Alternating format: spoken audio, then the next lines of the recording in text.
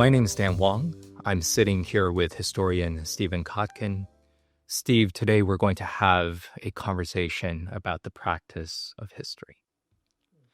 So you are a historian of power, a historian of communism, a historian of the Soviet Union and modern Russia. You're exceptionally well known for your trilogy of biography of Joseph Stalin. I also want to highlight that you have received rapturous praise for your very first book, The Magnetic Mountain, which I have right here. This is a book that you wrote while being the first American in 5 decades to live in the Soviet Union's Steel City. I think my favorite article written about you was from The New Yorker in 2017, when Keith Gesson called you a variety of adjectives, my favorite of which were sharp-elbowed and opinionated.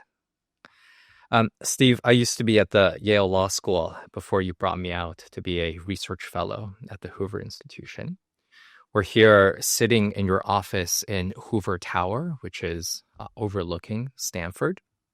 For those watching on video, you'll see that we're sitting amidst shelves stuffed with books, some that are 3 layers deep in an office that someone has described as a historian's heaven. Here we're sitting at your desk, and this is the space where you'll finish the 3rd volume of your celebrated Stalin biography. So today we're not going to have so much of a discussion of Russia or Stalin in particular. Rather, we're going to have a conversation about what it is that historians do. So thank you for sitting down with me today. My pleasure. I want to start by asking you about the varieties of the historian's experience. So in my conception, historians are people who bury themselves in archives, develop a really severe dust allergy, and try to draw out a story from documents. Now, something that I really appreciate, again, from your first book, Magnetic Mountain, Stalinism as a Civilization, was that you went to live in Magnitogorsk. You went to read the local newspapers as well as the archives. You walked through tombstones. You talked to the people. Can you tell us a little bit about how typical is that experience for a historian? How much are you in the archives? What is it that historians mostly do today? Yeah, those are great questions, especially in the digital age. We assume that most everything is digitized, or most everything worth spending time on is digitized, and my world is only partially digitized. Some of the old documents are available in digitized form, but the vast majority that I used for all the books that I've published up till now were in paper form. Sometimes microfilm, which is an ancient technology that has outlived its use in some ways, but nonetheless, a lot of things were microfilmed before they were digitized. And so between the paper and the microfilm, that has been my life for the past many decades. So what I do is I pose a series of questions, and then I look for evidence to answer those questions, both to support hunches I might have, but also to contradict hunches I might have. It's very important to search not for confirmatory evidence, but also contradictory evidence, evidence that doesn't fit what you might think, to gain the full complexity. If you're lucky, you can also travel to the destination, the locale, the objects of your study. You can't travel to the past itself, obviously, in time travel fashion. That's what you do with the documentation. But you can travel there in person, and you can see some of the legacies that are still alive or that have been transformed in interesting ways. You can sometimes talk to some of the people who are alive, depending on how deep in time your subject goes. You can walk around those cemeteries and see those tombstones of people you recognize from the documentation. And you can just feel, not just see, but feel something of the time period and the place that you're interested in. Marc Bloch once paid tribute to Lucien Febvre. They were both French historians of the great Annales school. And Bloch said of Febvre, who studied the early modern period, Reformation, Counter-Reformation, Renaissance, he said Febvre knew how the flowers smelled in the 16th century. Of course, he didn't know exactly how the flowers smelled in the 16th century, but after a lifetime of study of that epoch, he had come to understand, feel the texture of the life and times there. So that's what we do as historians. We want to answer big questions about where we are now and where we might be going based on where we've come from. Febvre knew how the flowers smelled in the 16th century. Through the 1980s, you went to Magnitogorsk and smelled the coal smoke. Yes. Quite a different smell. Something that I really try to do in my annual letters from China was to write not so much a formalist explanation of what the top-level Communist Party documents revealed from Beijing. I think that is often an easy perspective one can take, often from Washington, D.C., to take a look at what are the high-level central pronouncements, which are no doubt important. But what I really tried to do was also to integrate it with a little bit of what the sparrow sounded like and how the flowers smelled in Shanghai. How typical is it that historians really are going over there to smell the flowers wherever they may be and to extract themselves out of the archives and to dwell on stories that are not only found in documentation? Yeah, we can sometimes be tricked because of the bias towards historical records. Now, you can't write really good history without evidence, and so documentation is absolutely critical. It comes in many different forms. We usually focus on the state archives because the state archives are this convenient repository where a huge number of documents are collected. So that Annales school that I referred to earlier, Marc Bloch and Lucien Febvre, later Fernand Braudel, and my favorite, Pierre Chaunu, they would often go to a French locality, a province, and they would go straight into the judicial archives, and they would read all of the ways that ordinary people were caught up in the state machinery, either because they were on the receiving end of someone's ire or they themselves had initiated a process. And so the state archive could reveal daily life in this place at the time chosen by these people caught up in the state machinery. And that's really, really valuable. And you can write, as the Annales School people did, a total history, the culture, the society, the politics, the economy, sometimes on the basis predominantly of just the judicial archives. And of course, there's other aspects of state machinery as well that they consider. The problem with the state archives is it's about the obsessions, the preoccupations, the fears of the state. If the state is worried about something, it begins to watch it, monitor it deeply, and record everything it can about that phenomenon. But if the state is not worried about something or can't see it, the traces left in the state archives are minimal. Let me give you a couple of examples. I got to Tomsk, Siberia, many decades ago, and I went into the state archive there. It's a 17th century fort in its origin, Tomsk. It became a great university town, and then it fell into backwater status because the Trans-Siberian Railroad passed it by. Instead of Tomsk, it went through Novosibirsk, and so Tomsk was off the main line, even though it had a richer and deeper history and it had the great university. What I discovered in the Tomsk archives was a lot of documentation on Jews.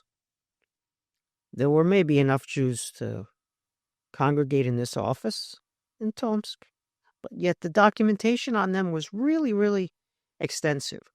And then documentation on heretics, people who didn't follow the Orthodox Church as prescribed, but might have been what were known as old believers who didn't take to the reforms that the church imposed. Anyway, you could see the preoccupations and obsessions of the state. A lot was missing. For example, the corruption of the governor was hard to find in the state archives. You had the corruption of the governor in some references to documents of travelers coming through Tomsk at different periods of time.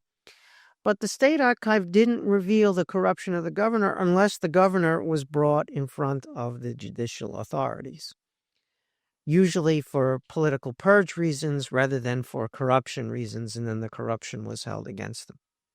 The Soviet State Archive is one of the most extensive archives ever. Records so many things, you drown in documents. You can barely assimilate the documentation for one place in one time, let alone for the whole thing.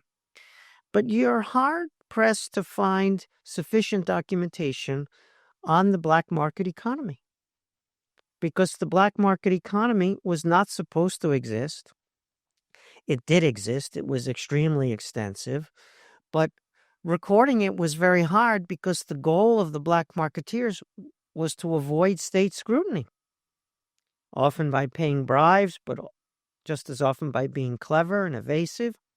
So if you were going to write about Soviet history, you might not have sufficient space on the black market economy if you were reliant solely on the state archives.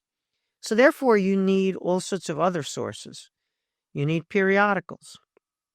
A lot of stuff can be found in periodicals that's left out of the state. The Soviet Union refused to acknowledge the poor harvest and food deprivation, including starvation, in 1936. But there were articles in the newspaper about fistfights in queues at the bakeries because there wasn't enough bread to go around. And so you could see indirectly, even though it was prohibited by censors to talk about the shortages, the poor harvest, it nonetheless came out in the periodicals that were supplementary to the state archives that you might read. Then, of course, there's memoirs, as I said, travel accounts, first-person views. Of course, they are written from the point of view of someone, but so are the state archives. They're written from the point of view of officials. Sometimes the officials are competent, and sometimes they're incompetent. Sometimes the documentation is trustworthy and extensive, and sometimes they just made it up so that it would appear they were doing their jobs. And they filed it as if they had done all that work, when they hadn't done all that work. So the state archives, too, can be very deceptive, no more, no less deceptive, just in different ways from memoirs. So you try as much as you can to find sources from different genre, different agencies, institutions, people, and you try to juxtapose those different sources to see where the preponderance of evidence is driving. So I would say that there's no perfect way to do history. It's an art, not a science. It's an imperfect way to go about things. But the more sources, the better. The more different kinds of sources, the better. The more critical you are of the source material and its generation, its origins, knowing why and how it was produced.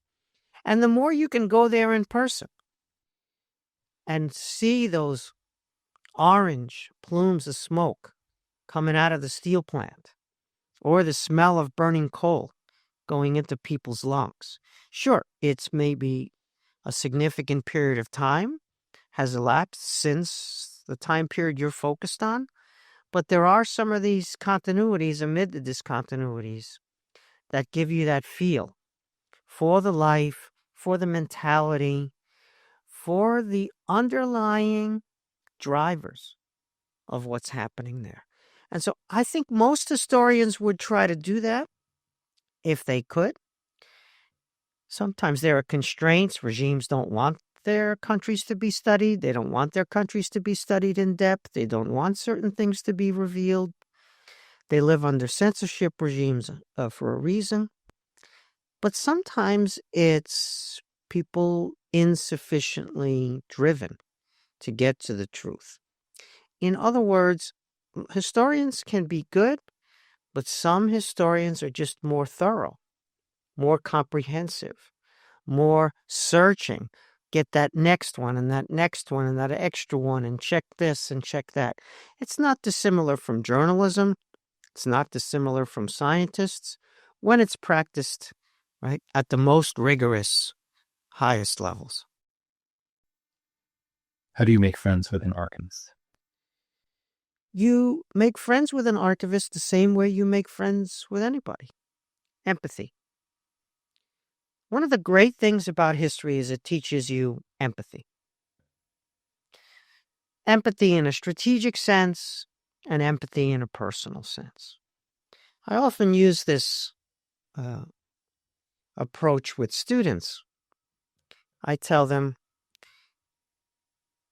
it's not that difficult to read memoirs of Holocaust survivors in the sense that there's a lot of them.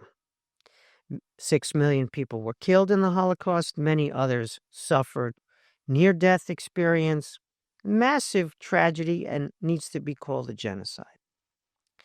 At the same time, there were survivors, and those survivors often produced memoirs. They're easy to read in the sense that there's a lot of them. They're difficult to read sometimes because of what the people went through. What's not difficult is identifying with the writers of the memoirs. It's very easy to be empathetic to someone solely because of who they are, who their parents were, what their beliefs were sent to death camps. The hard part, the really hard part, is to read and understand the camp commandant.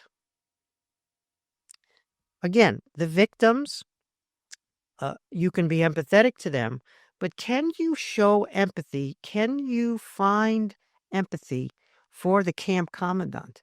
Not to validate what the camp commandant did. It's murder. But to understand, to appreciate what this person did. To put yourself in that person's shoes and say, how did this person commit genocide? How did this person go home to a spouse and children after work? From the ovens to the home front, to the garden, to the pet animals, to the small children romping around in that garden. How did that person think? What did that person think he was doing in those circumstances? How did he explain it, if at all, to others? Showing empathy to the camp commandant, again, is in no way to validate. Understanding is not validation. But understanding is critical because you have to understand where the evil comes from, how it was perpetrated, who the people were who perpetrated it. Evil is very simple in caricature terms. But when you humanize evil, it becomes much more difficult, much more complex, like the characters, for example, in Shakespeare, who are the villains. They're rounded characters. They're full characters. Again, it doesn't justify who or what they are, but it does help you understand at a deeper level. So when you're going to sit down with an archivist, that archivist is sitting there all day, every day, year after year after year. What do they think? What do they know about the documentation that they're in charge of? What do they think about visitors who come in to use the materials? What kind of visitors do they have? How many visitors do they have? They're guardians preserving this historical memory. Long hours, low pay, not a lot of appreciation in some cases. What are their lives like? So with an archivist, I would sit down with them and I would show them how I'm reading the particular documentation that they were putting in front of me. And I would say, this is what this tells me, and this is how I understand this, and come and look at this. And soon enough, we became, as it were, collaborators in reading, understanding, talking about the documentation. They appreciated the kind of thoroughness and care I was demonstrating in approaching the documents, the kind of rigor, the demand for more and more documents. And so they had preserved these documents. They had worked all those long hours to catalog them and make sure they were in decent condition in case anybody should come in and ask for them. And I was that person. And not only did I ask for them, but I wanted their collaboration, their assistance in interpreting them. And so you develop a relationship as professionals with the legacy that they are collecting and preserving and that you're trying to understand. And before I was often the only person on the reader side who would go into the archive, not in all cases, but certainly in Magnitogorsk. There was almost no day where there was another person besides me going to read that history. And I had come from a long way away, and those people were living down the block. By the third, fourth, fifth week, almost the entire archival staff would sometimes gather around my table and engage in questions and discussions about the documentation. They were so happy that someone was studying the history and studying it faithfully and could discuss it with them.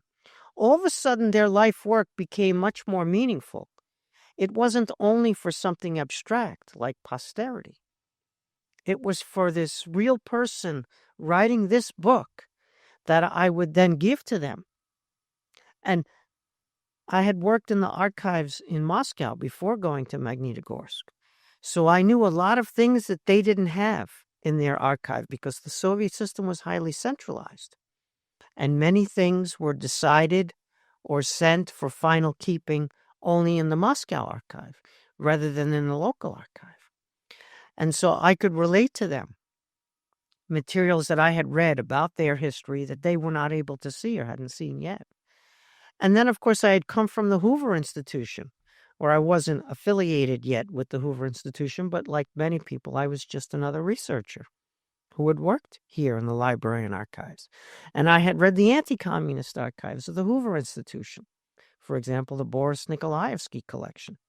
And so I could bring them later the actual photocopies of documents, but initially stories about some of the American personnel who had come to Magnitogorsk and helped build the Stalinist showcase city behind the Urals. And they had no access to materials like that. And so they were thrilled to learn about the existence of those materials and eventually to see some of those materials when later I took other trips, a second trip, and I was able to bring, as I said, photocopies from the Hoover archives. So archivists are our friends. They're indispensable people. And getting to understand them is on us. And getting to appreciate what they do and getting to partner with them. The same thing we do here at the Hoover Institution. But in the case I'm talking about, an encounter between inhabitants of very different systems, very different realms, but trying to understand a similar question, history, problem. And so it's very rewarding to be able to relate to them. Now, what did they think of me? How much did they appreciate this? Were they all of the same mind? No doubt some of them saw me as an interloper. Some of them saw me potentially as conducting espionage, reading ancient documents about a steel plant with obsolescent technology, wastefully producing at high cost, low quality steel. Maybe they thought I was involved in some type of espionage or whatever it might be. But the ones that I encountered directly and sat with at that table were deeply engaged with me in the same process of trying to understand their history. Let me share what I think is the greatest put down of the field of history. This is coming from another historian, probably a distorted quote from Arnold Toynbee, which is that history is just one damn thing after another. What's your response? Sometimes it is, sadly. So there are two caricatures. One caricature is of the historian, knows everything imaginable about one thing, and just keeps burrowing deeper and deeper and deeper. And you ask that person to compare, to make generalizations, to come up with larger statements of significance. And they'll say, oh no, this case is different. It's not like all those other cases. Or no, we can't really generalize based upon this. So they get lost in the details. That's a version of one damn thing after another. It's just all details and they can't add up to anything, and everything is sui generis. That's one caricature. The other caricature is of the political scientist. And the political scientist knows a tiny something about lots and lots of things. So the historian, everything about one case, the political scientist, very little about very many cases. And so the political scientist generalizes from shallow, very superficial understanding of whether it's China or India or South Korea or development or whatever it might be. And they come up with these grand theories, which any historian or specialist on one particular case in their multiple cases comes and says, that doesn't apply to that case, or that's wrong. And so you have these two stereotypes where it's all generalizations based upon shallow knowledge and no generalizations based upon ridiculously excessive knowledge. So it's clear, you don't have to be a genius to understand that a good practicing historian is about deep knowledge about more than one case and coming up with patterns of understanding that apply to more than one case. So you want to explain the French Revolution? Okay, but does your explanation work for the Russian Revolution? Does it work for the Iranian Revolution? Does it work for revolutions that didn't happen? Cases that failed or ceased to unfold the way some contemporaries thought they might. So in developing your analysis, you have to know your French Revolution story really well so that it can pass muster with the experts who deeply, deeply have researched the topic. And then you have to know your other cases, your Russian Revolution, your Chinese Revolution, your Iranian Revolution. And then you can begin to talk intelligently about the patterns of revolution across multiple cases. And then you can debate whether they apply to Nicaragua or whether they apply to fill in the blank, whichever revolution you want to talk about. And maybe they have to be modified when they're in conversation with cases that you didn't consider or that you don't know. So knowing deeply is indispensable, but being able to see patterns is also indispensable. And that is the trade-off, the balancing that you have to do. You have to know more than one case, as many cases as is feasible. The way that political scientists try to operate, multiple cases, multiple ends, as they like to say in the jargon. But you also have to know enough about each of those cases to pass muster, to stand up to scrutiny with the experts. So I think one damn thing after another does happen. It doesn't have to happen. It's not endemic. It's not inevitable. And the way to get out of it is to aspire to try to find patterns and therefore to have more than one case. Russia-Eurasia enables this because of its geography. Russia-Eurasia is world history. It's 11 time zones.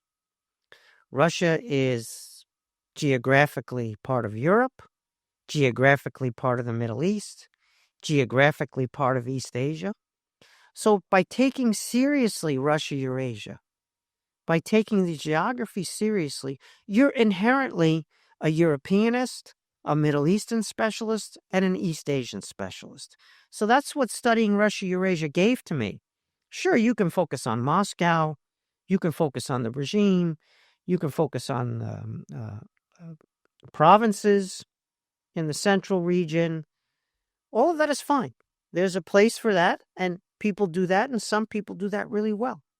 But for me, the challenge, the thrill, was always the whole shebang in all its stretch and ambiguities and contradictions. And therefore, I had to be in East Asian studies while doing Russia. And I had to be in European studies while doing Russia.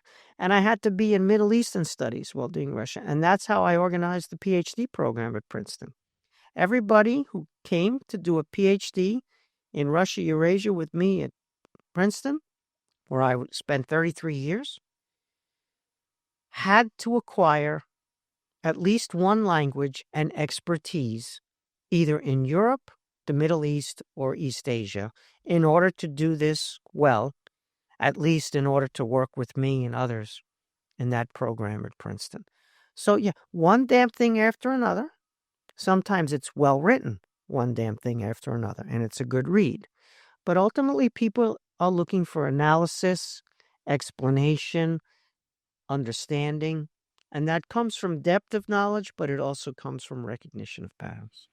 Recognition of patterns is so important. One of your great lines that I love to repeat is that everything is unprecedented unless you know a little bit of history. Now, for many people who do not know a lot of history, who do not think necessarily about what are the great trends of our time, rise of China, rise of India, artificial intelligence, I think, is one of these big things where for everyone, everything is always unprecedented. How do you greet the proposition that this time is different? How do we know that this time really is different? Sometimes you don't know until it's over, which is very frustrating for people. Retrospective is pretty easy compared to prospective. Looking forward is really hard. And history does not tell you what the future will be. The future is to be invented, and the future is also plural. There are many futures. But what history tells you is, first of all, that the present cannot just be extended indefinitely in time, meaning that what we have today is going to change. And it's also going to change in surprising ways, because that's how it's changed in the past again and again and again.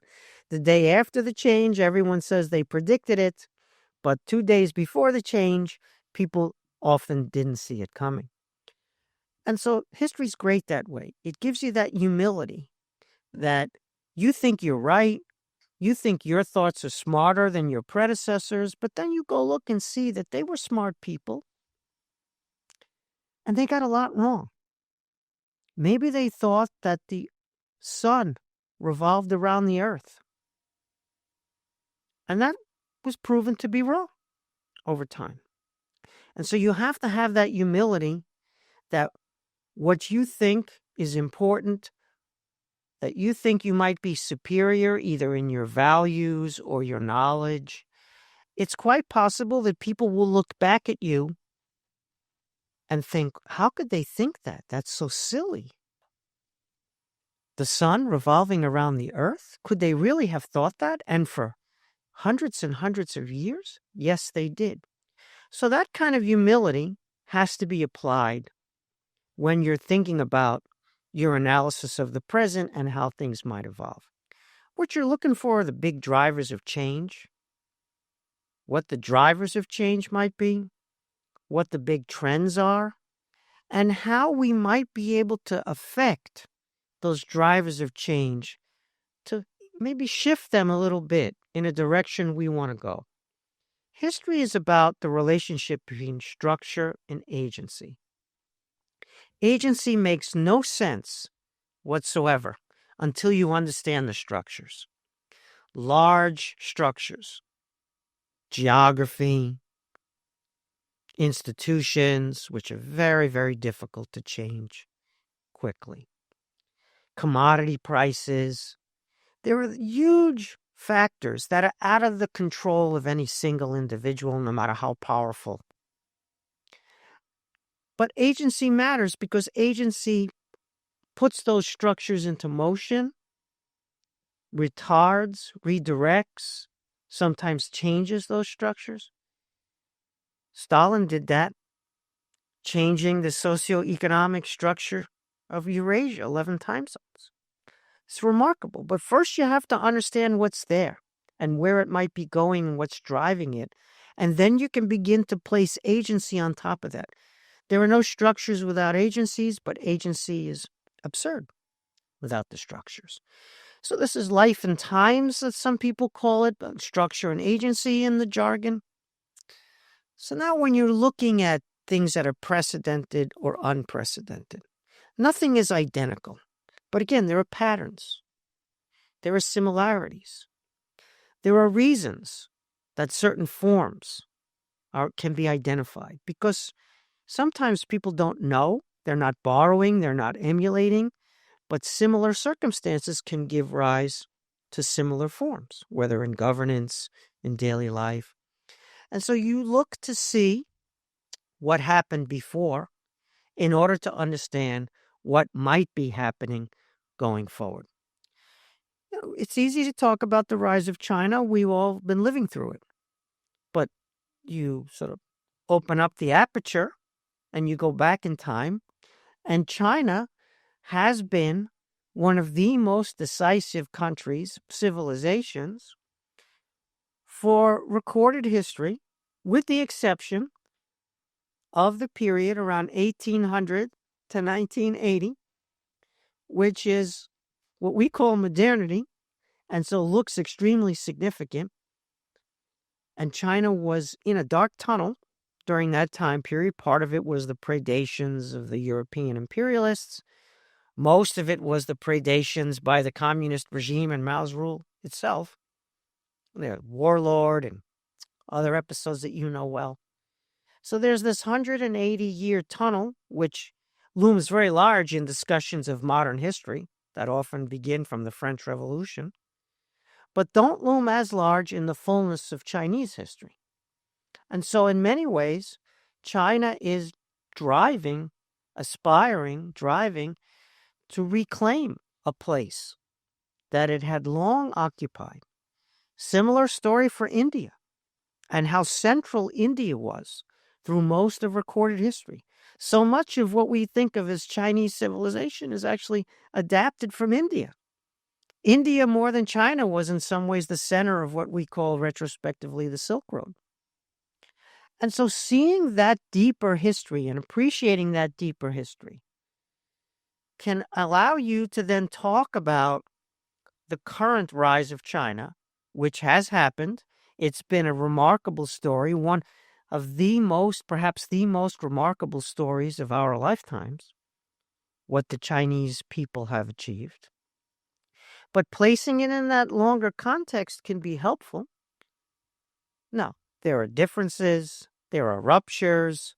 Not everything is continuous through 5 millennia like Chinese communist propaganda might indicate. We understand that. We know that it's not the same through 5 millennia or 3 millennia or 2 millennia, whatever time period you prefer. We know there are changes and ruptures. Still, unprecedented is an award you have to give out very sparingly. That goes for populism. The U.S. has one of the richest stories of populism of any country on the planet, multiple veins of populism. Andrew Jackson's presidency. A biography of Andrew Jackson reads like a biography of current politics today in America. Again, with all the differences that must be taken into account as well. Prairie populism, which was part of my training as an undergraduate with Christopher Lasch at the University of Rochester, another really rich vein of American populism. Pat Buchanan, a more recent version of American populism, the former speechwriter for Richard Nixon, and one could go on. Does that mean Trump is the same as all of this? No, of course not. Does that mean that things that we're experiencing today are unprecedented? Well, some might be, but the burden on you to show something's unprecedented is to master that previous history and then to demonstrate that it truly is unprecedented despite that previous history.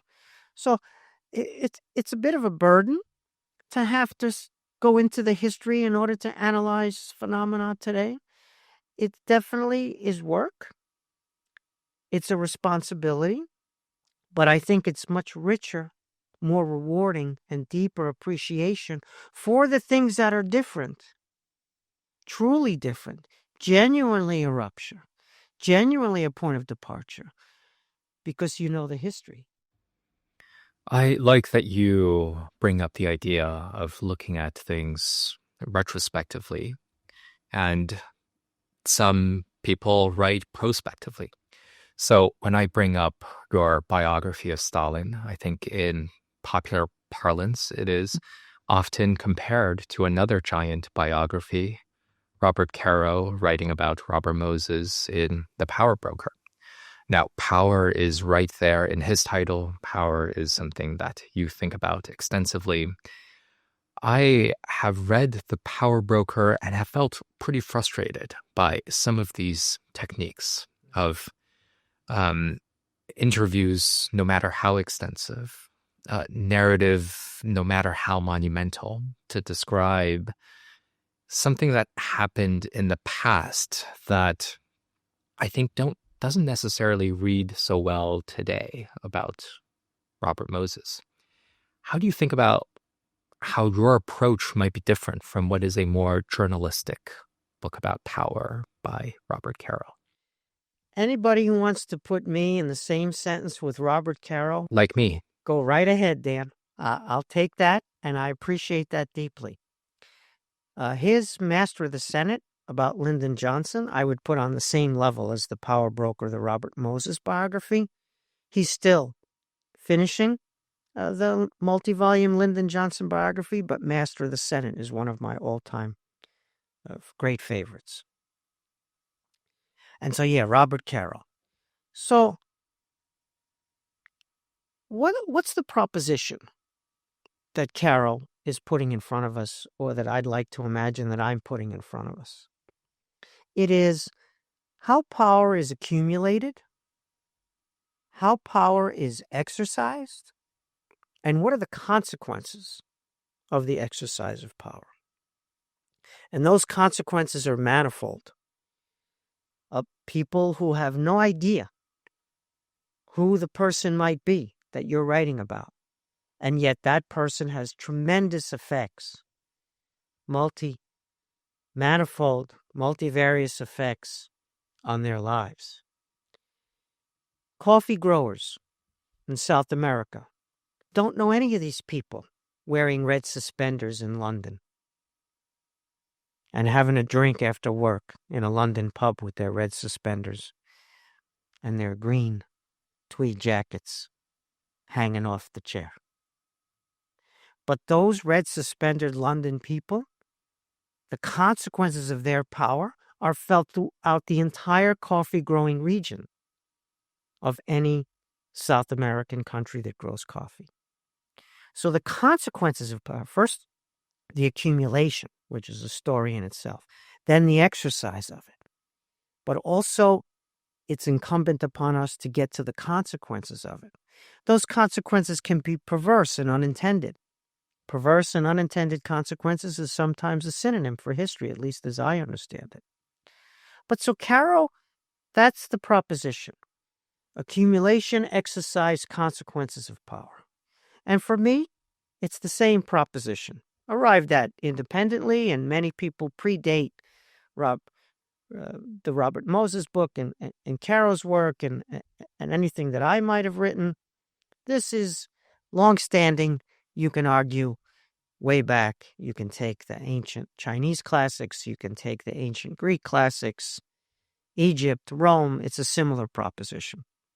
Whether they're trying to validate, to justify, rationalize the power, or they're trying to critique the power and institutions.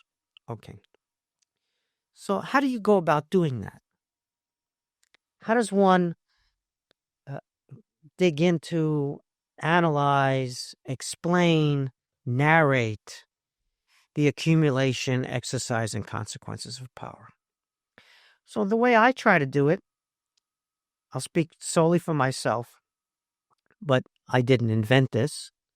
I'm just a practitioner of it. I derived it from many people we could discuss. Many dead, Machiavelli, Tocqueville, some I met in person, Foucault, others I wish I had met in person, Nietzsche. The way I try to do it is I try to compose an analytical narrative. An analytical narrative is all about the detail, but the detail is related to the biggest possible structures and stories and consequences. So you use those details, you dive really deep into the details to reveal the biggest possible picture. And sometimes the smallest detail gives you the widest horizon. And if you can bring the reader along through narrative, you can have the analysis built into the narrative. And the small and the big come together to teach you not just one damn thing after another, but also the why and the how and with the what consequences. So that method of analytical narrative is hard. It's not easy because you can sometimes overwhelm the reader with details. You know too much. You've spent too much time doing research. The narrative is too long. The reader gets lost in the thickets that you worship because it's work that you did, it's discoveries that you made, it's documents that you read. But you have to always keep in mind the reader, the audience. Everything is about audience, whether you're speaking on a podcast with Dan Wang. Welcome to Hoover. We're thrilled that you came here. Or you're in a lecture hall with students, high school students, master's students, general public that works in professions like journalism or read a lot of journalism versus general public that maybe works on a farm or works in a factory like my father did. So it's always about the audience. What does your audience think already? And what would you like them to think if they're going to take the time and put in the hard work of engaging with what you're doing? And so when you combine what you know and do with what the audience might need or how they might receive it, that's when you begin this iterative process of developing what I'm calling this analytical narrative. It's a show rather than a tell. It's not hitting people over the head. You don't get up on a sandbox in the freedom of the United States, sitting in an office in the Hoover Tower at Stanford University, condemning communism as evil. Well, yeah, of course it's evil. But who cares that you think it's evil? Your voice is insignificant because how many millions of people who perished or witnessed it can tell you better? And so forget about the soapbox, but how about showing what evil meant in practice? How about showing where the evil came from? How about showing the little people, the ordinary people who were perpetrators of this evil, on their neighbors and on themselves? How about showing what happened as a result of their action? In other words, showing rather than telling. Not soapbox, but immersion, invitation, bringing people into that world. When you read a great novel, it transports you to that place, that time, that family, those characters, their world. It's another world that you enter. And so this is what you have to do in writing an analytical narrative. You have to invite people into this world that you're going to show how it worked and what that means and what the consequences of it were. And you're going to do that in an inviting way so that you not just invite them in, but you keep them there. They stay with you. And maybe they come back again. And maybe if your book is read not just 5 years after it's published or 10 years or 20 years, but 50 years after it's published, maybe you've achieved something, because people that are born after you may perish are still invited and kept in that world that you've helped them understand. So this analytical narrative approach, I think Carl is extremely good at this analytical narrative. And I'd like to imagine that I'm a practitioner of that and struggling to get better, because it's just really important to be able to invite people in, teach them something, and have them be able to appreciate what it is that you spent all that time doing. Steve, thank you for the welcome to the Hoover Institution. I'm thrilled to join the Hoover History Lab. You took me out of the Yale Law School, and I think I have found the only people who are more fastidious about footnotes than the lawyers must be the historians like you, right?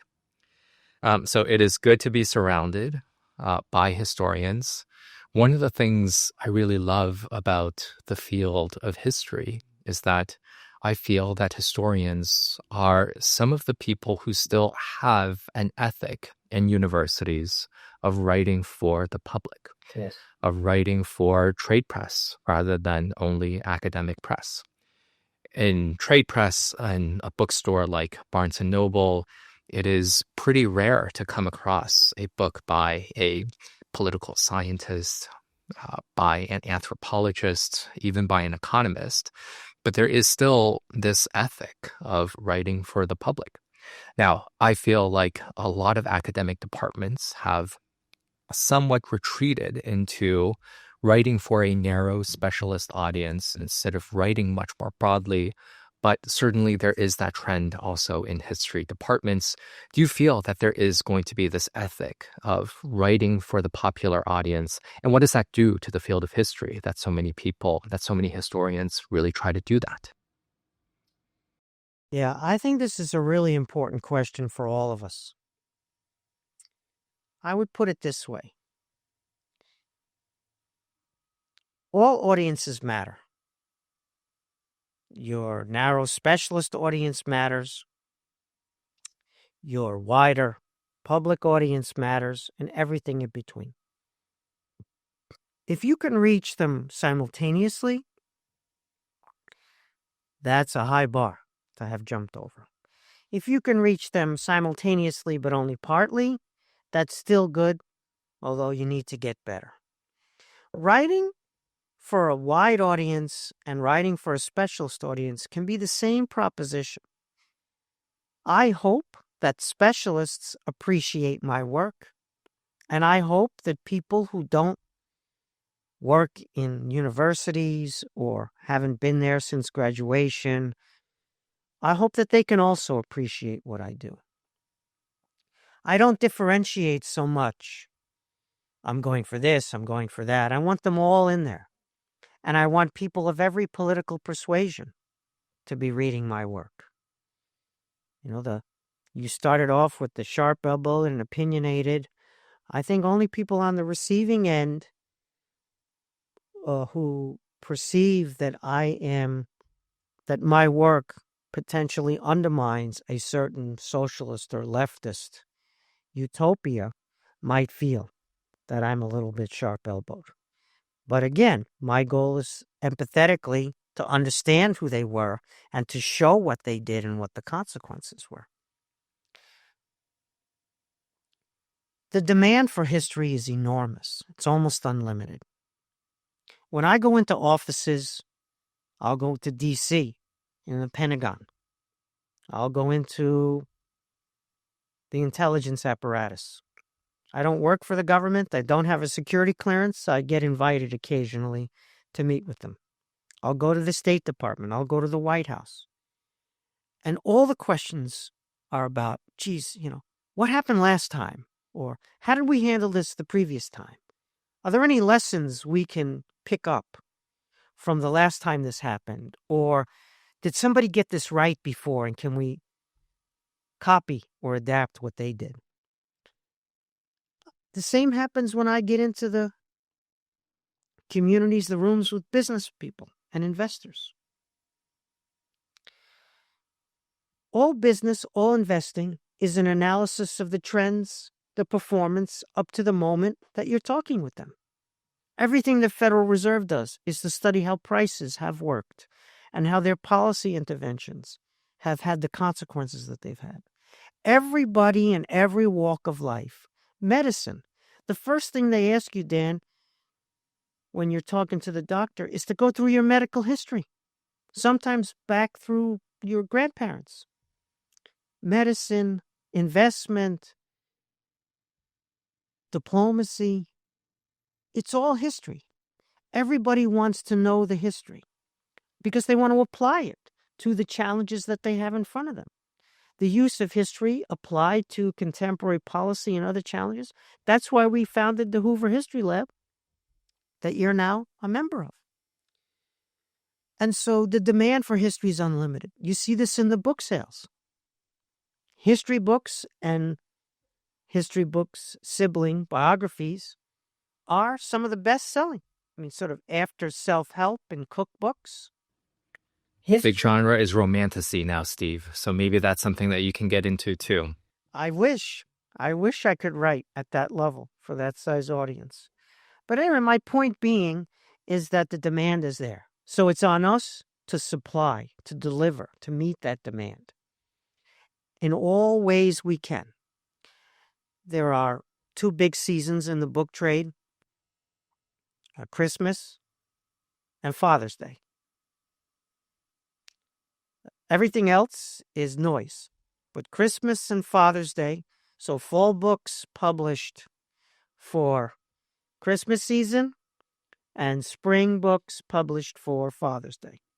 And history and biography are obviously dominant genre there. Not only, but dominant genre, including history of science and tech and history of innovation and biographies of innovators or scientists or entrepreneurs. So we don't have a problem of trying to find an audience somewhere. The audience is there. Our challenge is meeting that audience where it is. We did that better sometimes in the past. More writers of sort of Caro-style achievement were in history departments in the past, potentially, than they are today.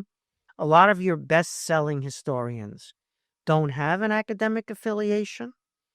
You could argue that that's not accidental, that there's something that emancipates them or frees them up to write for a larger audience outside the academy. That's a debate that we could have. I think there's something to that, although we don't want to oversimplify. But again, I'm okay with people writing for specialists too. I think that's a worthy audience. I think persuading them, or at least engaging with them if you can't persuade them, is a really important task of us in the academy. What I don't like is people who dismiss popular history, who dismiss the general public or the wide audience, who say you've cheapened history by being successful with the public. I don't like people who say that specialists who write for specialists and are very good are wasting everybody's time. I don't like that either. And I especially don't like condemnation of achieving an audience for the work that you do. Popularization is just another word for having done a good job, that a lot of people are reading what you're writing. Now, we have choices. There are many different options in books that people can read. Whether you go to the library, as my mother used to take me when I was growing up, the public library had a library card, or you go on the internet, you scroll on your phone, you go to Amazon, you go to Barnes & Noble, you belong to a book group, virtual or in person. You have unlimited options. And in my view, it's all good. But can I break in to those venues? Can I become an option for those people? Can I offer them something that they can take away that's valuable with all the other choices and options? In other words, can I participate in the marketplace of ideas? Can I compete in the marketplace of ideas? Can I succeed in the marketplace of ideas? Can I justify taking the attention of people with all of these options? Are they going to feel that they wasted their time, or are they going to feel deeply satisfied and want more? Right? That is incumbent on us, whether we're in the academy, not in the academy, whether we imagine, fantasize that we're going to get this audience or that audience. And the proof of the pudding, as they say, is in the eating. If people are reading your work, even to condemn it, that's a whole lot better than if you're being ignored. If you're on the syllabi of PhD seminars or undergraduate courses, if you're in the conversation on the blogs, in the big blogosphere, if you're in the Substack, if people are reading you, even to dismiss, condemn, overturn, revise what you're saying, you've achieved something. You're part of the conversation. You're helping people get to a better understanding, even if it's a rejection of what you're trying to say. They are encountering you. The highest achievement is when they have no choice but to take you into account. When you're on the PhD syllabus of those people who despise your work, of those people who are threatened by your work, of those people for whom, if you're right, they're wrong. If you're on their PhD syllabus, if you're inside their Substack, if they must encounter you, if they must take you seriously, you've achieved something. The goal of the Hoover History Lab is to use history to inform public policy.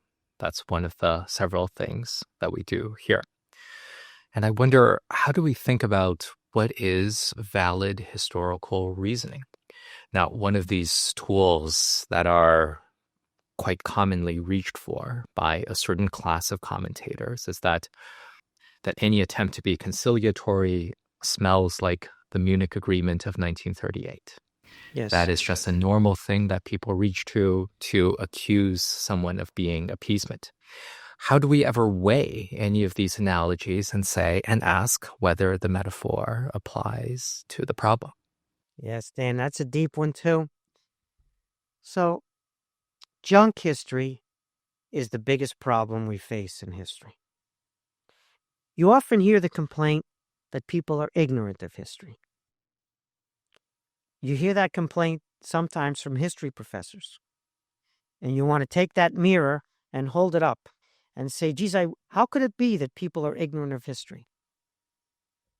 Who's trying to teach them and who's failing to teach them history? Who's failing to attract them to history and engagement with history, right? So anybody who complains that people are ignorant of history, they need to look in the mirror and then decide what they're going to do about that. People who are ignorant of history are teachable. You have to do it well. Again, you have to attract their attention away from their other options. You have to compete and succeed in the marketplace of ideas. I'm good with that. And I'm okay with ignorance of history because, as I say, they're teachable. A bigger problem we face is junk history. People who think they know something, people who use analogies, people have a superficial understanding of the past, and they're righteous about that understanding and its application. So every time you go into a diplomatic conversation and you're not maximalist in your demands, it's Munich. It's 1938. It's the Munich Pact. It's Chamberlain and Daladier giving away the store to Hitler for nothing. Or it's Cold War. Or it's fill in the blank, whichever analogy you prefer. And so that's a much bigger problem, at least for me to face. The abuse of history. Cutting off conversation by referring to historical examples and getting away with it because the people you're talking to don't know the history either. And so you are so self-assured in your use of the analogy, you're bluffing your way through. let's just take the Munich Pact for a second, just for fun, which I wrote about in Stalin Volume 2. I spent a lot of time revisiting the Munich Pact and what happened and why and Stalin's role. We won't give all the details, but just people can understand. So Chamberlain was the initiator. He was the Prime Minister of Britain. His policy was called appeasement, which was a positive, not a pejorative term in its usage back in that day. And it meant that you would try to find an understanding with the other side, short of maximalism. So there was a deal to be had, and the issue was to find where that deal was to avoid war. Because war is always bad, even when you win. Lives are lost, property, assets are destroyed, healing takes a long time. So avoid war, do a deal, appeasement. And it had many motivations in the case of Chamberlain: preserve the empire, preserve British standing in the world globally, don't get into a war with Germany. It had been very costly, the war, just one generation earlier, the First World War, so avoid a repeat of this. And so he goes to Munich. Mussolini is there as the dishonest broker presiding. It's in the Führerhaus, which still stands to this day in Munich. I was there not that long ago. And the Czechoslovaks, whose fate was being decided by Hitler, Mussolini, Chamberlain, and the French Prime Minister Daladier, didn't invite the Czechoslovaks into the main room. They were in an ante-room, not part of the conversation. Their fate was decided without them, for them. And so it received tremendous condemnation, part of it in real time and most of it retrospectively, as having been a really bad deal to give Hitler the Sudetenland, the predominantly German-speaking region of Czechoslovakia, for free, without compensation, after Hitler had stirred up from outside Czechoslovak borders sabotage and other acts to destabilize the Czechoslovak state. He got the Škoda Works, which was the number one Central European defense industrial factory complex. He got it for nothing. There was no compensation paid. Many people became refugees. He promised that that was all he wanted, and then, of course, he then forcibly took the rest of Czechoslovakia the next year, and on it went. And then Poland and World War II. So people look at Chamberlain and they say, what a fool. What was he thinking? That he could appease Hitler and give Hitler something, make concessions, and that Hitler would swallow that and be satisfied, and that would be it. And so, yes, that's how we understand the Munich Pact, which is invoked every time someone wants to make concessions, just like you said. So it's very interesting. You have these letters from Chamberlain to his sisters in real time, talking about what he should do. He's sort of confiding in his sisters, the prime minister. These are confidential personal letters, but they've survived. And his critics, the critics of Chamberlain, are saying, you just have to do a deal with Stalin. And if you do a deal with Stalin, together, you, England, right, the UK and the Soviet Union together can fight against Germany and win. And the Czechoslovaks will fight, and maybe the French will join this in. Why don't you just do the deal with Stalin? First of all, Stalin was in the process of murdering huge numbers of loyalists. Around 1 million people were executed or died in torture in 1937 and 38, some of it during the Munich Pact negotiations. It wasn't clear that you could do a deal with Stalin and he would uphold his word. The people who mocked Chamberlain for doing a deal with Hitler as if Hitler would keep his word are advocating doing a deal with Stalin, as if Stalin had more trustworthiness and credibility than Hitler. So that was one problem. But there was even a deeper problem. Chamberlain wrote to his sister and he said, if I do the deal with Stalin and we go to war against Germany and we win, how do I get the communists out of Central Europe?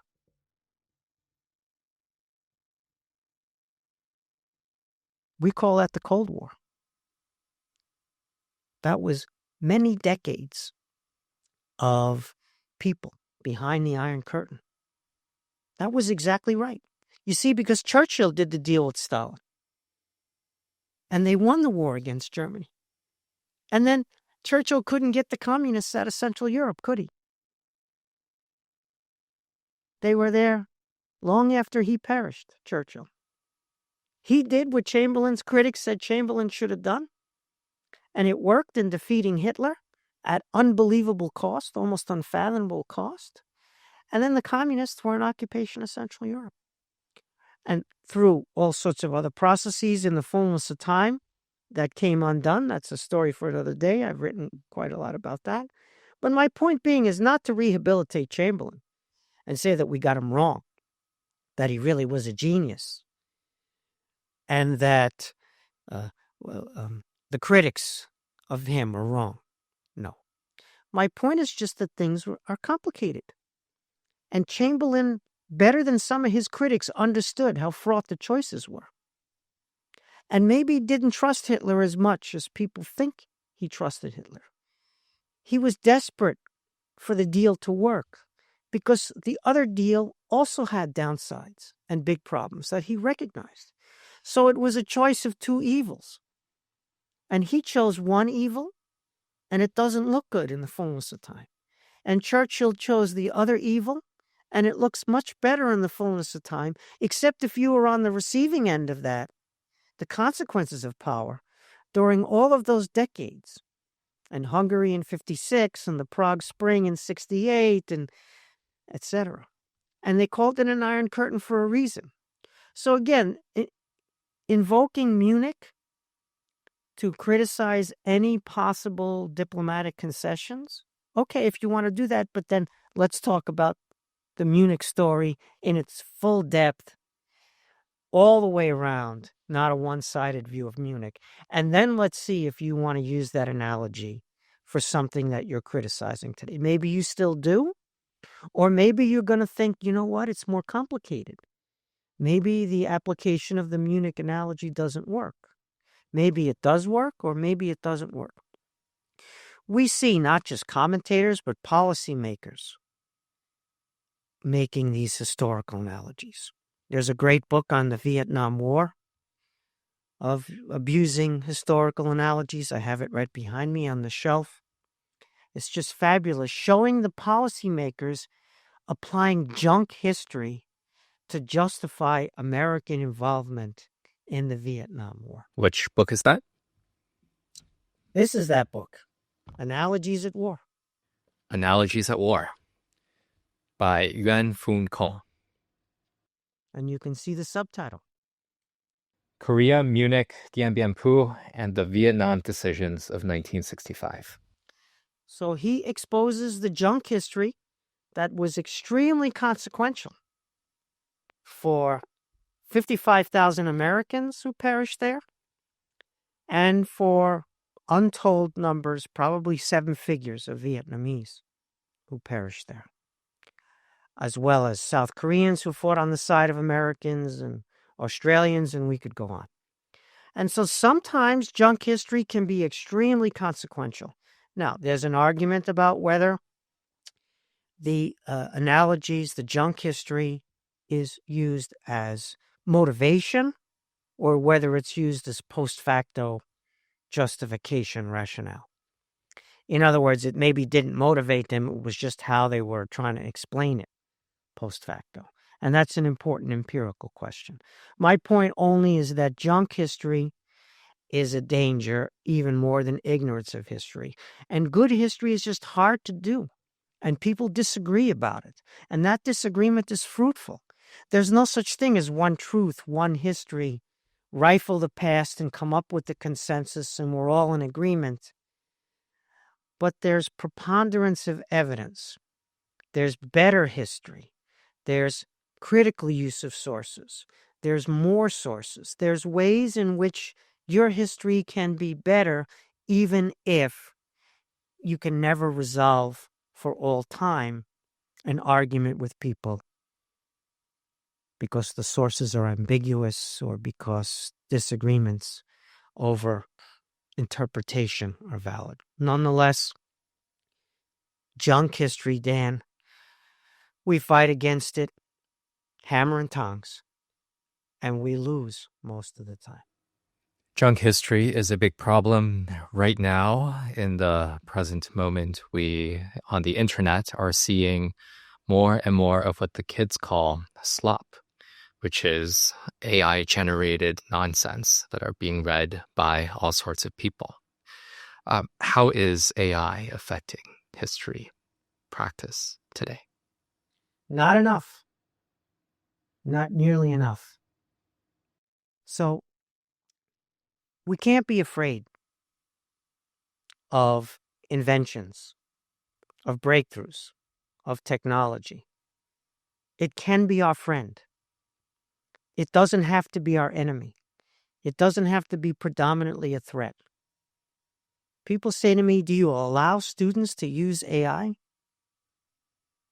And I say, well, what makes you think I could prevent them from using it?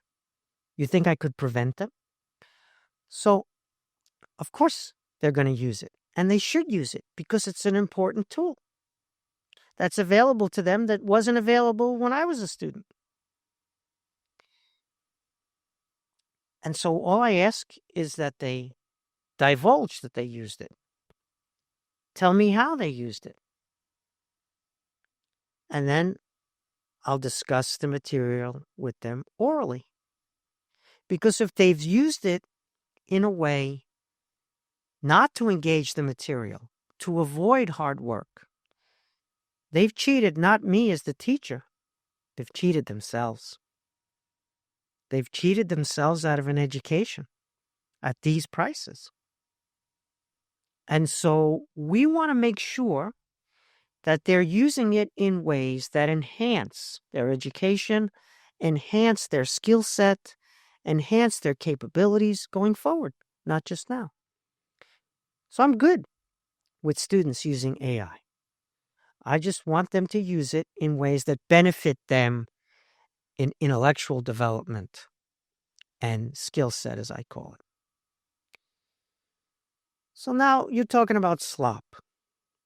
Back in the day, slop was mimeographed newsletters in 5 carbon copies sent to post office boxes and pass it on.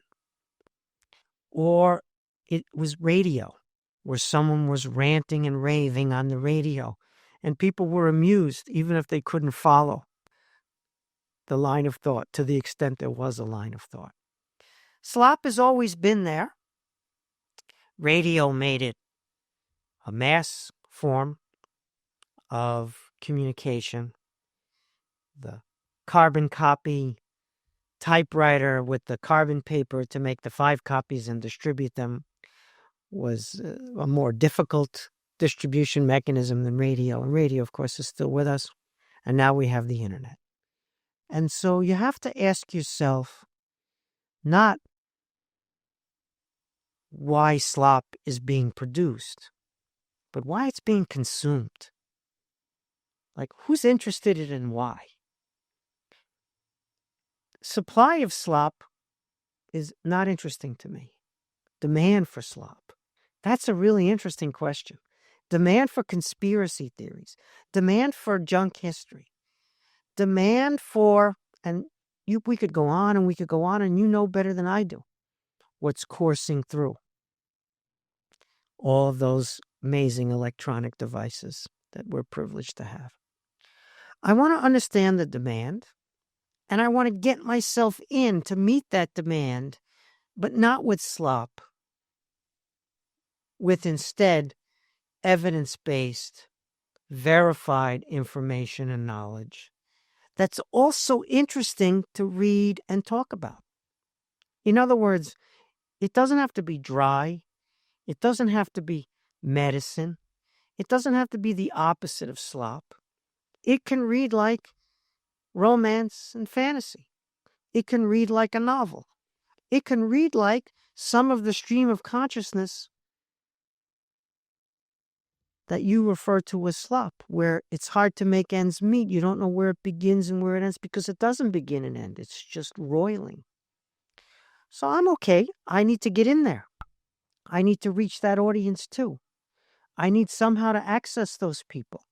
I need to understand why they are consuming that slop, and I need to figure out how to compete with that and get them to consume other things.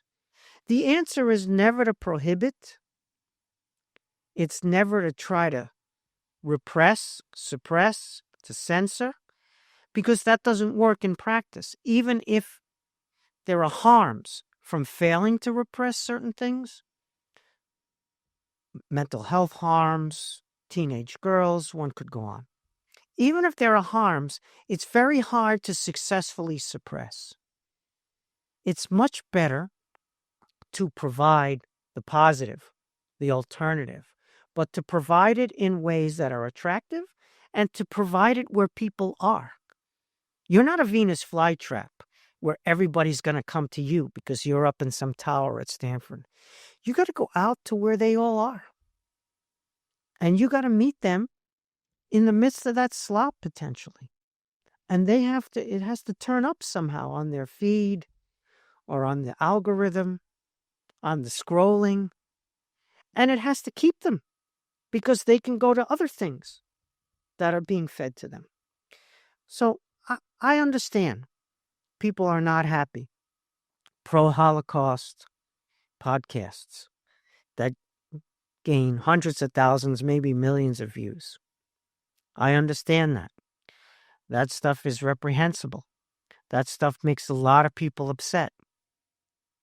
Even people who are not directly affected by the subject matter that's under discussion. Sometimes it's uncomfortable. Free speech, freedom can be very uncomfortable. It can even cause harm to people. Sometimes unintentional and sometimes actually intentional. So how do you remain a free and open society and assimilate AI? That's the challenge in front of my generation. We caused enough grief.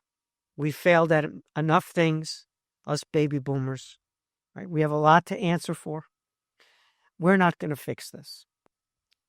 Your generation, the generation behind you, the generation behind that, it's going to be up to you guys to assimilate the slop and other phenomena while remaining a free society. There's nothing more valuable than freedom, and there's nothing more difficult than keeping freedom.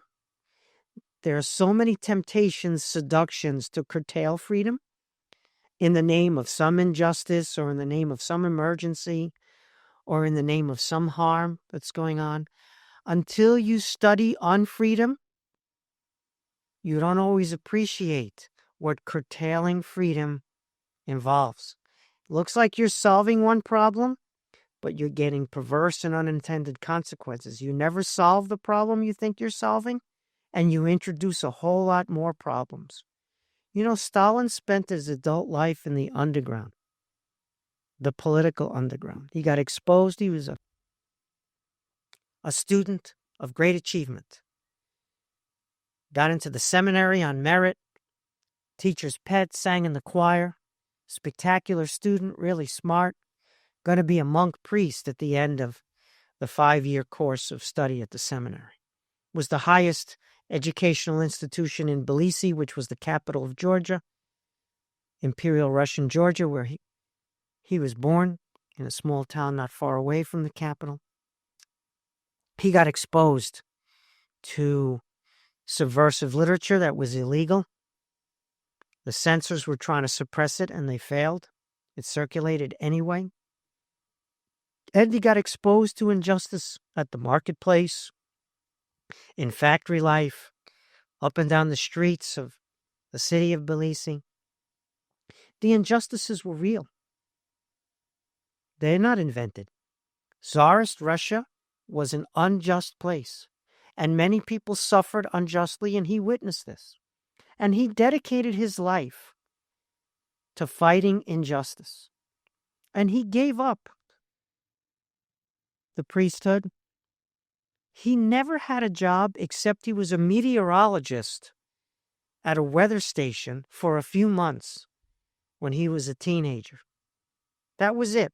Otherwise, he was no money, no profession, no prospects, exile in Siberia, prison, escape from exile at prison, back to exile in prison, surveillance, being monitored by the police, being harassed by the police, how many countless arrests.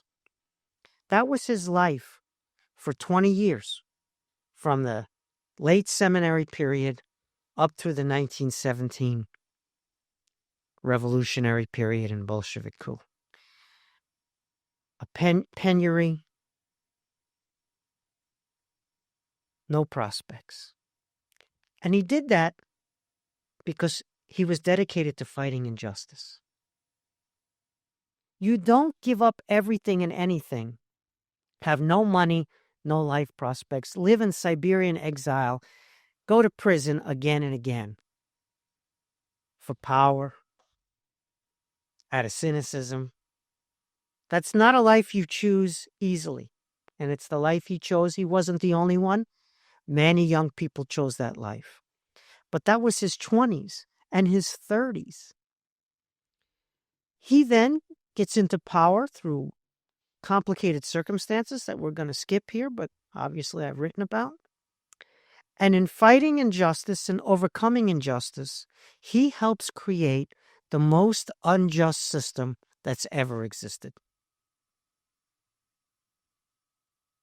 And injustice in Stalinist Soviet Union is worse than even the incredible injustice in the Romanov dynasty, Imperial Russia. This is perverse and unintended consequences. That's why I say perverse and unintended consequences is sometimes, for me, a synonym of history. So you think you're fighting one thing, and you may actually be creating something worse in the process. However sincere you might be, however dedicated, however much suffering you endure, because causality is not linear, because intentions are insufficient, because systems behave in complicated and sometimes unpredictable ways, because other people have agency, not just you, and I could go on. So this is the richness of history. And so when you get this slop now that's more prevalent in terms of being able to access it and see it than it was back in my day because of the electronic breakthroughs, and now because of AI, you have to be careful. Retention of freedom is the most important way that you're going to manage this technological breakthrough. And you need to bend it. Your generation, you need to bend it into positive use cases, knowing full well that there are going to be negative consequences to it additionally. The genie's not going back in the bottle. You're not going to be able to control it. There are going to be negative consequences. Are there going to be positive consequences? And how can we leverage those positive consequences for immense positive effects for your generation and the ones behind you? I think that's a fabulous, such an enticing proposition. I'd love to be your age again. I'd love that to be what's in front of me right now. My whole life unfold in the pursuit of making that happen. But I want to be careful I don't end up like Stalin. Perverse and unintended consequences, and a worse outcome than what I'm fighting against. Steve, we have to reach the audiences where they are, get into the algorithms. We're not going to break out into a TikTok dance right at this moment. Oh, no. That's saving that for the next episode. Okay. Where you talk about freedom, the most difficult thing to preserve. I can't agree more. After spending quite a few years living in a modern communist country, what I missed the most was a sense of pluralism. Yes. And that is, I think, the most important thing in America. That is the most important attribute in America that I crave and that I want to preserve. But we're recording now in middle of May 2025. There has been some economic chaos triggered by tariffs, some curtailment of civil liberties. I'd be remiss if I didn't ask you, what is the historical moment that you're reaching for beyond Andrew Jackson to think about the second Trump administration right now? We have to be careful not to imagine that two thumbs, which are hard at work almost 24/7, are creating long-term enduring effects or even short-term enduring effects. Many things that are coming from a pair of thumbs are not happening in reality. Many things which people say are happening are not happening.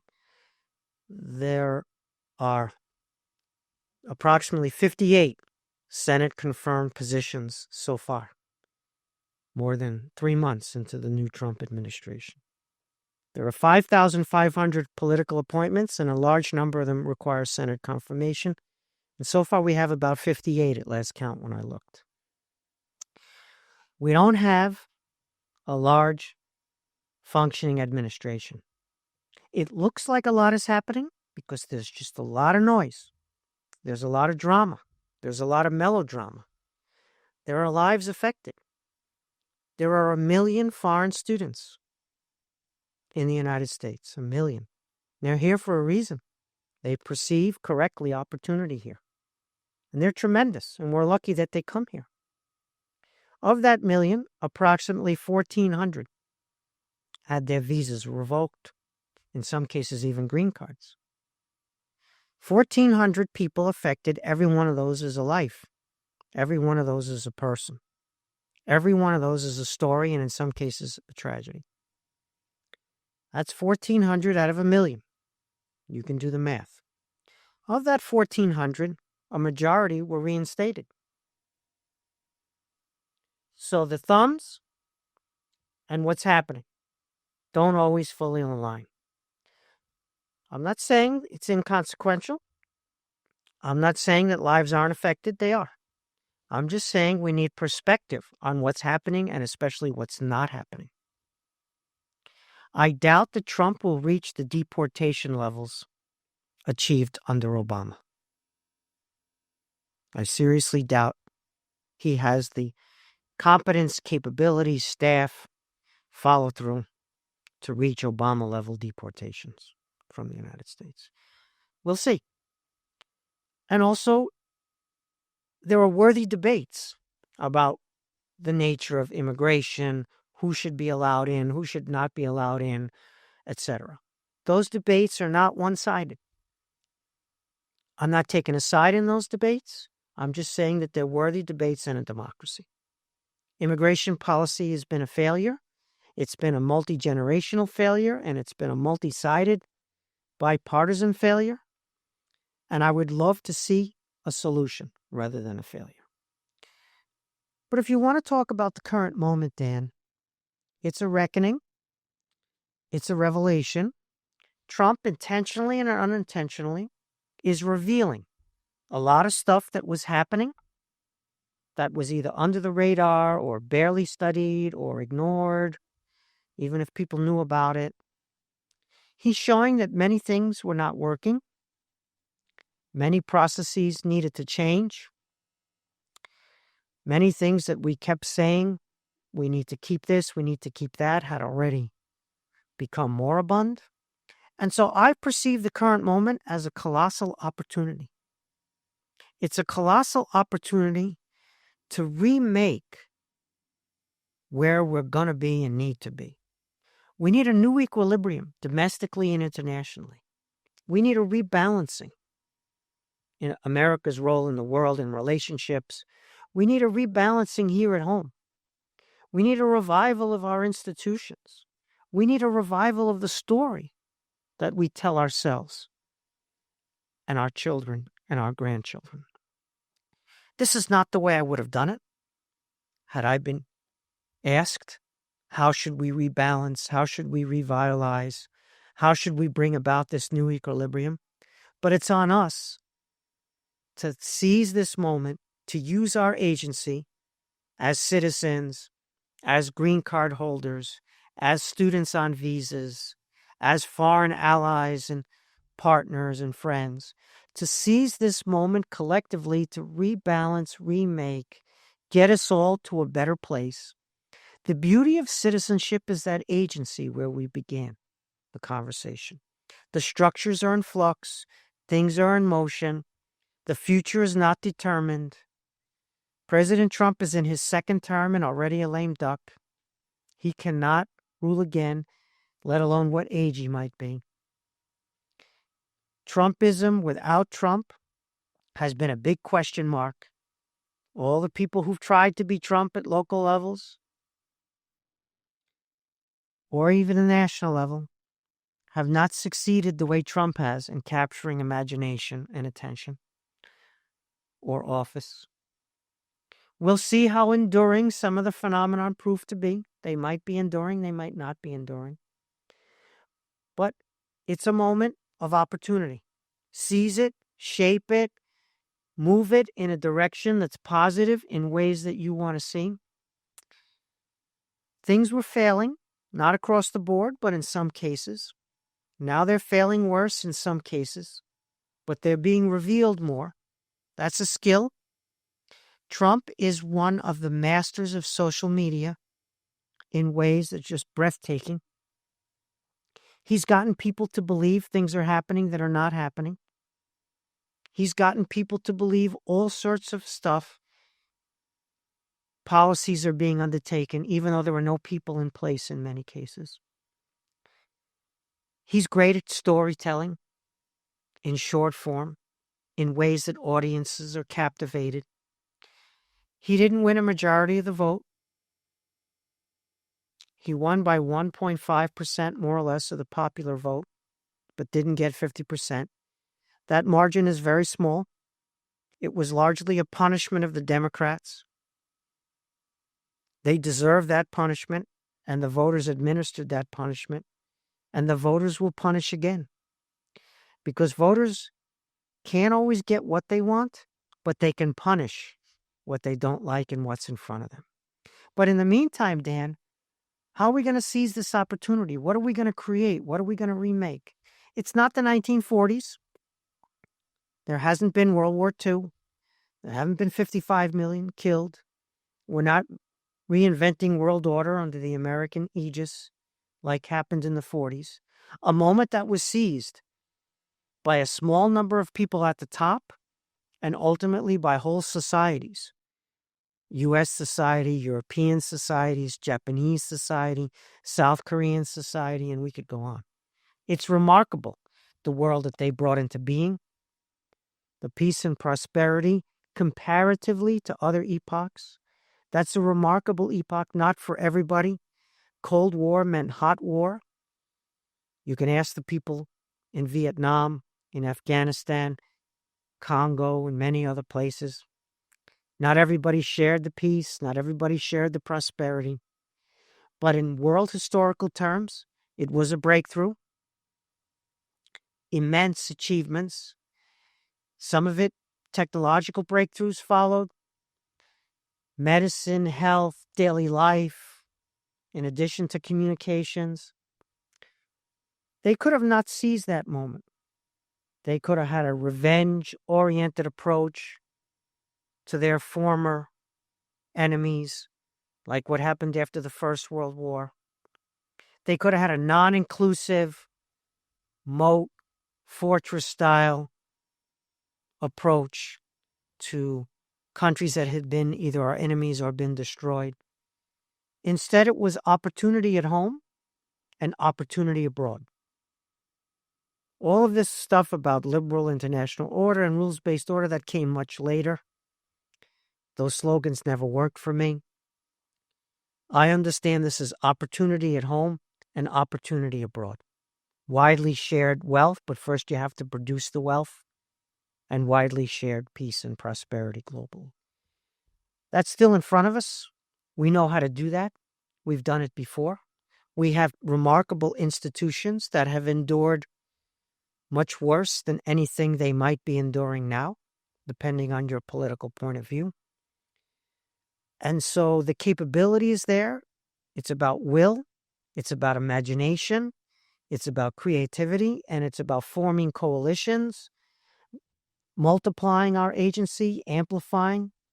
It's about tolerance when people disagree. It's about pluralism. It's about community.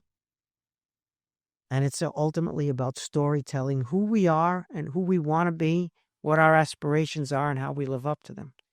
I'm extremely optimistic.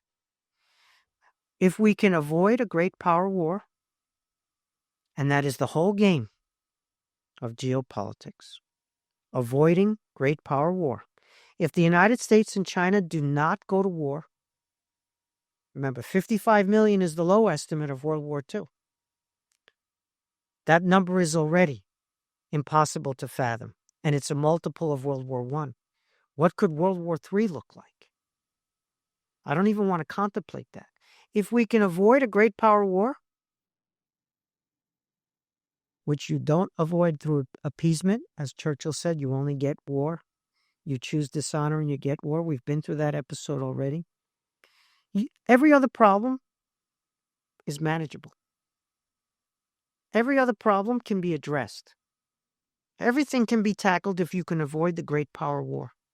If you sink into great power war or you opt proactively for great power war because you think it's a solution, the grief, not just the $115 trillion economy that's at stake, but the grief and the generational grief, because the consequences of war are multi-generation, not just those who fight in it directly.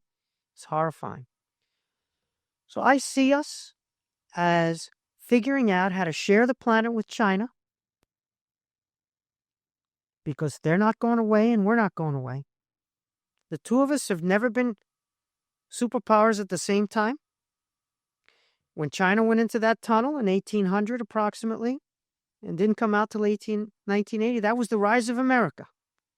There was no America in the many centuries before 1800 when China was one of, if not the most important country on the planet. We got to share the planet with China. The issue is, what are the terms of sharing that planet? What are the terms of sharing that planet, and how can we achieve, not impose, but achieve favorable terms? Strength, but also diplomacy. People say peace through strength. Yes, that is the only formula that works. But it's the peace that's the key. That's the goal. The strength is the means. The peace is the goal. The strength and the diplomacy. Negotiating the terms. If the terms are Xinjiang, what's happening in Xinjiang, I don't like those terms. If the terms are what happened to Hong Kong, I don't like those terms. If the terms are domestic repression in China extended abroad, I don't like those terms. Not everything America does is laudable. There's a lot of hypocrisy in American rhetoric and behavior. But I live in a world in which you have to make choices, just like Chamberlain had to make choices and Churchill had to make choices.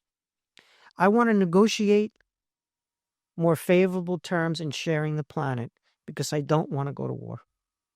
And if I can do that, then I can argue, attempt, manage everything else, whatever the issue might be, whatever the issue that one side or the other side thinks is the most important. The beauty of democracy is you can peacefully settle your disagreements. In a country of 340 million people, we're going to disagree. You and I don't agree. But we can have a peaceful discussion. We don't need violence just because we disagree. America is polarized by definition. In 340 million people, you're going to get far left and far right and everything in between. It would be shocking if you didn't get that. The issue is not polarization. It's demonization. The issue is, I disagree with you and you're a threat to the American way of life. That's false. You're not a threat to the American way of life. Neither am I a threat to the American way of life if I disagree with you or you disagree with me. So let's recapture that ability to use our democracy the way it was designed. And let's shape that future, use our agency. Let's figure out those structures. Let's figure out what's driving us, where it's driving us. And let's see if we can tweak a little bit and push it and bring it in alignment with our values or our hopes or aspirations. And let's do that while sharing the planet, but let's make sure we can have leverage, strength in negotiation to determine, to figure out the terms of that shared planet. So that's where we are. That's why we study history. It's not the only thing we study. We want to study science and technology. We want to study everything and anything. The toolkit has to be as big as possible. As long as the institutions, the democracy, the humanity, the compassion, the strategic empathy, the humility, all the stuff that history can give you if done properly, let's do that. You're known for being a great mentor. At Princeton in 2010, you won the Graduate Mentoring Award. How do you think about building the next generation?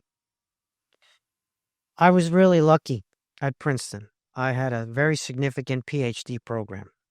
We had applications from around the world, not just the U.S. And we had unbelievably diverse topics across Eurasia and different methodologies and different personalities. And it was a privilege beyond words to be able to be part of that. And they taught me, however I mentored them, whatever I might have taught them, they taught me an immense amount. And they've all gone on to big stories, to writing big stories and having that impact and being those people, life of the mind people that when they were young, they wanted to be. And you look back at that and you think, yeah, that's invaluable. Could never put a price on that experience. And I had more than 36 in my 33 years at Princeton, where I was the first reader, advisor, co-advisor. And almost every single one of them has a major academic job. Some of them are already full professors. I relinquished that PhD program when I moved here, full-time 3 years ago. I had a summer gig for multiple years, an adjunct part-time role at Hoover, mostly to carry out my own research here in the rich library and archives, and also to lead a workshop on authoritarian regimes and democratic breakdown, which Paul Gregory had founded here. And I began to co-lead that with Paul. And so moving out here, I relinquished that PhD program into which I put so much of my life into and got even more out of. And instead, I turned my attention more towards policymakers and the business community. I had been interacting with them all during those 33 years at Princeton, but I decided that the Hoover Institution, Stanford University, Silicon Valley was a larger and potentially better platform for me individually to have interactions with people in national security establishment, diplomacy, venture capital, investment broadly, job creation. And I thought maybe I can get involved in that way and have an impact in that way. Different from the mentoring of the PhD students, but nonetheless an exciting new prospect, which was a principal motivating factor for the move out here. My first time I came here was 1985 to do research in the library and archives when I was a PhD student up the road there at Berkeley. So it's been 40 years I've been coming down here, but the last 3 years, full-time senior fellow affiliation. But we have undergraduates involved in the Hoover History Lab, and we treat them like their PhD students. We encourage them to do original research and to publish papers under their own name using history applying it to contemporary policy challenges. We have quite a number of them now, which is really exciting, and they're phenomenal.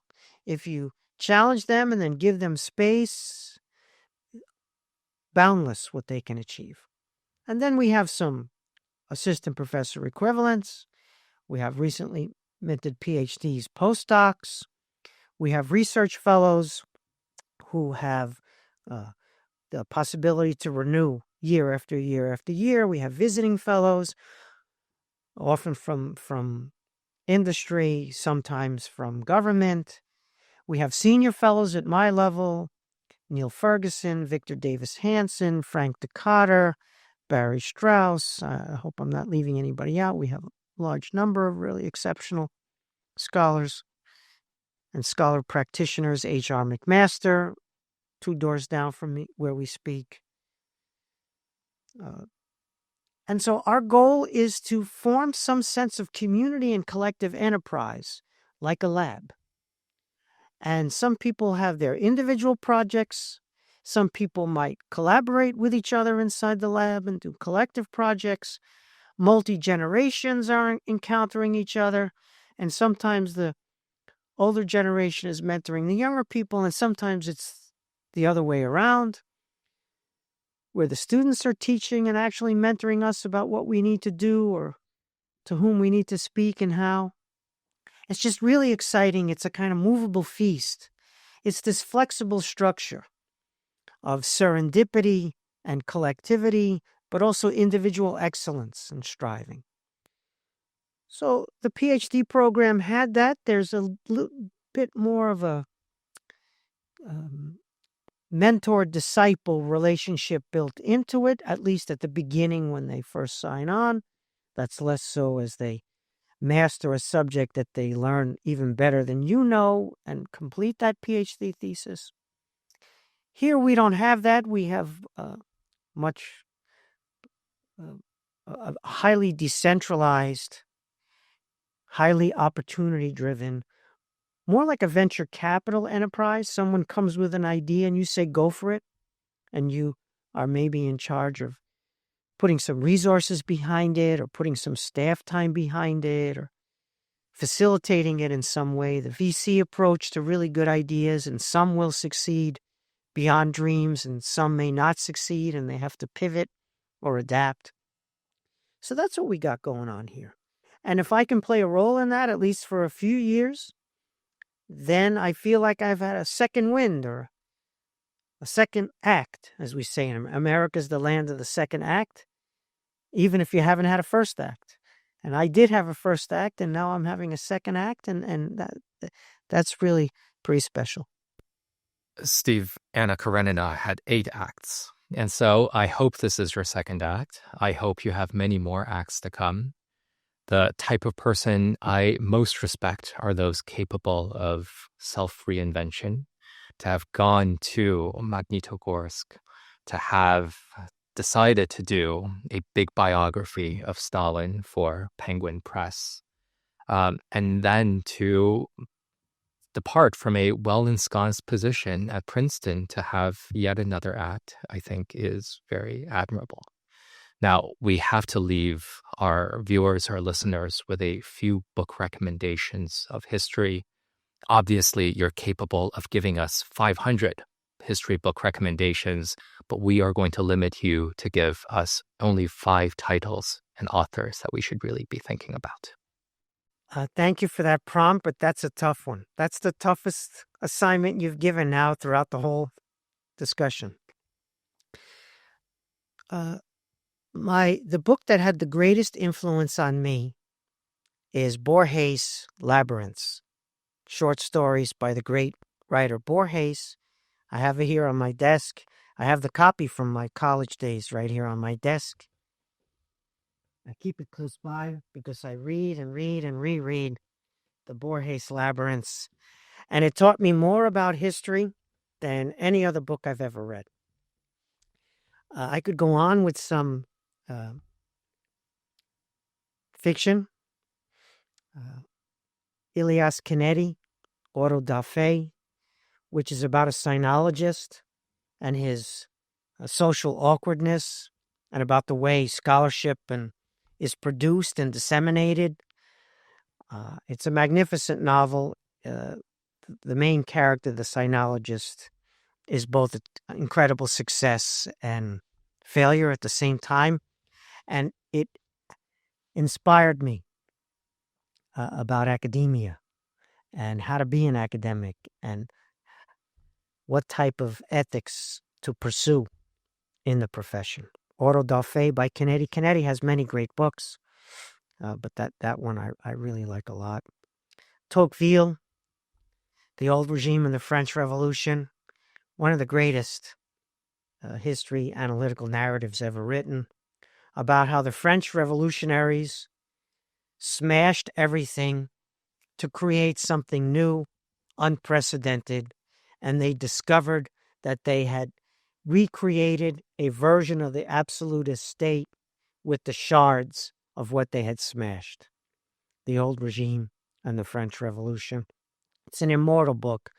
Many others would cite Tocqueville's Democracy in America, which I also venerate without limit. But I really, this Old Regime and French Revolution is the pinnacle for me when it comes to analyses, analytical narratives, what I would like to aspire to, even if I can't achieve. There aren't very many books on Tocqueville's level that you would put in that category. Machiavelli's The Prince is probably one that I would put in the category with Tocqueville. Machiavelli's Prince is often understood superficially, again with that junk history. Machiavelli was a really interesting, compelling character, so many dimensions. The book is so very rich and surprising, and is not one that you can read only once. You read it again and again, and you get different things and more things from it. So I think am I at 4 now? 4. Last one. I've painted myself into a corner here. I have them coursing through my head which books to mention. Should I mention Solzhenitsyn, Gulag Archipelago? Okay, we won't do that. It's 3 volumes and too hard for most people.